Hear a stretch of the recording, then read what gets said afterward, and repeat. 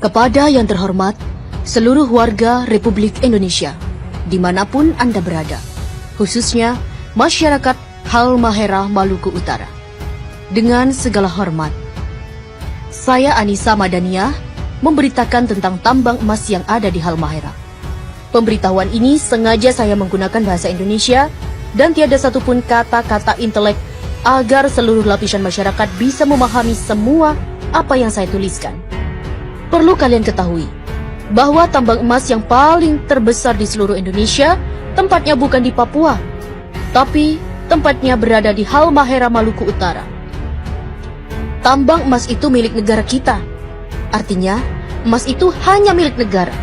Bukan berarti tambang itu milik pemerintah setempat atau bukan milik pribadi pemerintah pusat. Kini tambang emas itu telah diberikan oleh Luhut Binsar Panjaitan dan Jokowi kepada pengusaha asing yang berasal dari negara Cina dengan dana investasi sebesar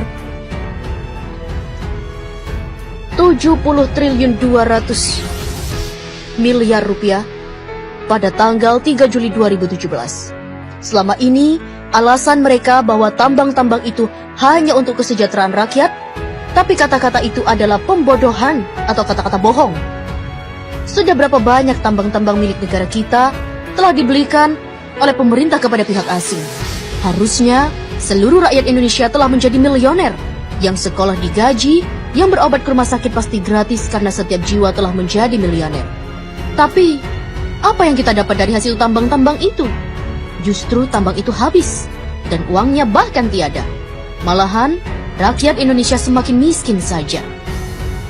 Para pemimpin Indonesia, semuanya orang-orang buangan.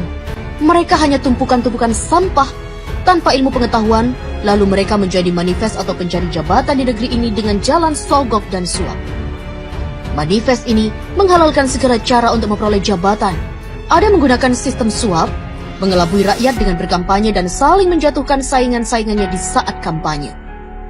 Mereka ini orang-orang yang mengaku beriman kepada Allah, tetapi mereka ini para pelanggar firman-firman yang telah dibuat oleh Allah di dalam kitab suci Al-Quran.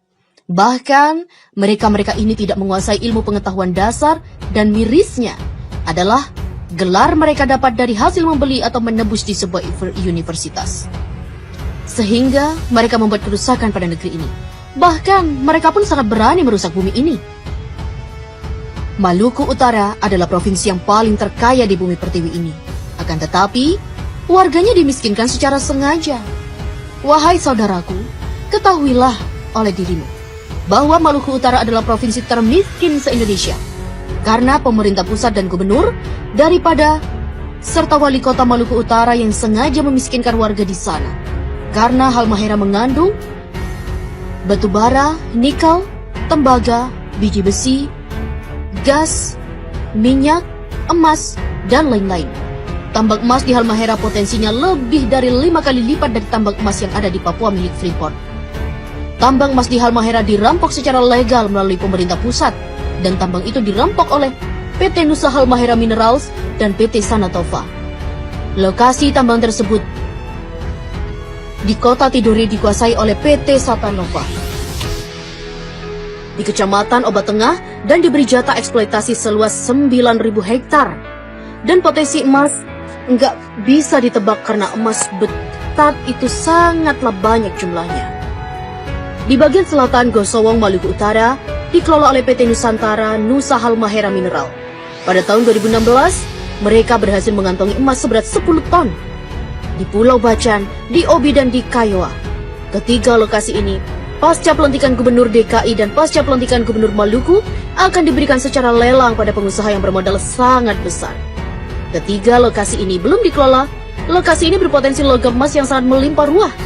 Jika hasil tambang emas itu dibagikan kepada seluruh rakyat Maluku, maka provinsi akan menjadi nomor 1 terkaya di seluruh dunia. Tambang emas ini rencananya pasca pelantikan gubernur akan dilelang kepada pihak asing. Siapapun keluar sebagai lelang, maka dialah yang menjadi si penguasa tambang itu. Presiden, Wapres, Menteri, KPK, BIN, MPR, DPR, Gubernur hanya mampu menghabiskan seluruh tambang-tambang yang ada di seluruh wilayah NKRI. Entah itu tambang yang berada di laut maupun yang ada di daratan, semuanya diserahkan kepada negara luar. Sebab Mereka tidak mampu mengelola, tidak mampu mensejahterakan rakyat, karena mereka bukanlah para pemimpin, tapi mereka hanya mampu mensejahterakan dirinya dan keluarga, partainya, dan pengusaha asing karena mereka adalah para pengkhianat negara dan mereka adalah perampok yang sesungguhnya. Wahai saudaraku, apabila Presiden Republik Indonesia dan rombongannya mengunjungi provinsimu, itu tandanya sumber daya alam yang ada di sana akan segera dirampok untuk diberikan kepada negara adidaya dan uangnya hanya untuk mereka-mereka saja.